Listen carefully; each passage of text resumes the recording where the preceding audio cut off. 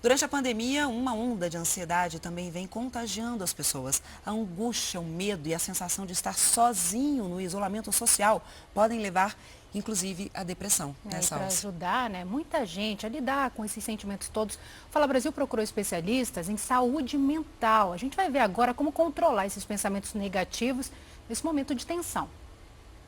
Por 2 vezes, Christian achou que estava com a Covid-19. Um desses sintomas foi a falta de ar, veio acompanhado da tosse, dores no corpo, manchas no corpo.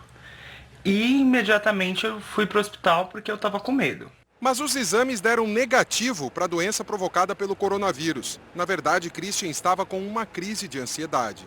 É difícil você ter o controle da sua mente nesses momentos. E eu assumo que eu não tive esse controle, me faltou esse controle. E eu sim desenvolvi esses sintomas exatamente por essa ansiedade, por essa sequência de problemas que se instauraram na minha vida. É o medo de pegar a Covid-19 que leva a essa confusão. Quanto maior a preocupação, mais a pessoa corre o risco de disparar esse gatilho negativo na mente. Por isso que é importante prestar bem atenção nas diferenças dos sintomas para não ser induzido ao desespero, como aconteceu com o Christian. Na Covid, o que tem é falta de ar e não respiração ofegante. O que tem é uma tosse persistente, o que tem é um quadro de febre. Na ansiedade, você não tem nada disso. O que você tem é uma respiração mais acelerada, um pouco mais ofegante, o coração batendo muito mais forte, é uma sensação de pressão e tensão no corpo todo que também atinge o peito. O psiquiatra Isaac Efraim chama a atenção para um detalhe que facilita a identificação do quadro de ansiedade. As crises de ansiedade fazem o seu pico em 2 ou 3 minutos e começam a diminuir, começam a arrefecer. Se diminuiu, meu amigo, não é mais Covid, fim de papo, você teve uma crise de ansiedade. Por mais que seja simples de identificar, a Kênia também já fez essa confusão. Durante um tempo a gente fica com um pouco de dificuldade de respirar. Isso se assemelha muito aos sintomas até do Covid, né? E, por exemplo, eu também tenho um quadro de rinite. Então, às vezes a gente acorda com o nariz entupido, uma irritaçãozinha na garganta, a gente já fica nervoso. Será que é isso? Será que não é? E no caso dela, esse pânico tem relação com as pessoas próximas da família. Minha avó tem 86 anos, meu tio, além de ser idoso, ele é fumante. Então, eu tenho minha mãe que tem colesterol alto, hipertensão.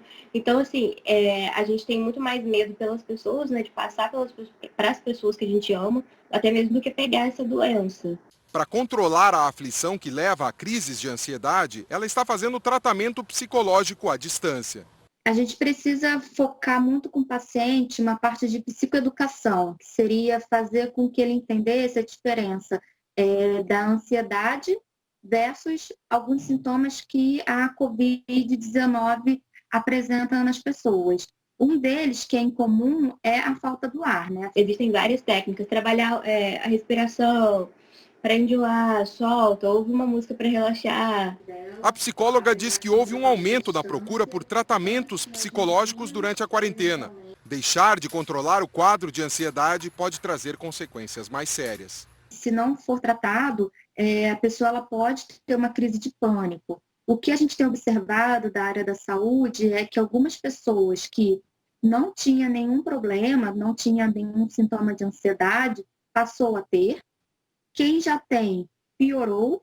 E aquelas pessoas que estavam em remissão, ou seja, já estavam com a situação controlada, voltou a sentir. Em momentos de tensão, a mente mente. A mente projeta o negativo. Se você tem a consciência disso, se você consegue perceber que aquela imagem de pavor é só uma projeção da mente, é uma mentira que ela conta, você vai melhorar.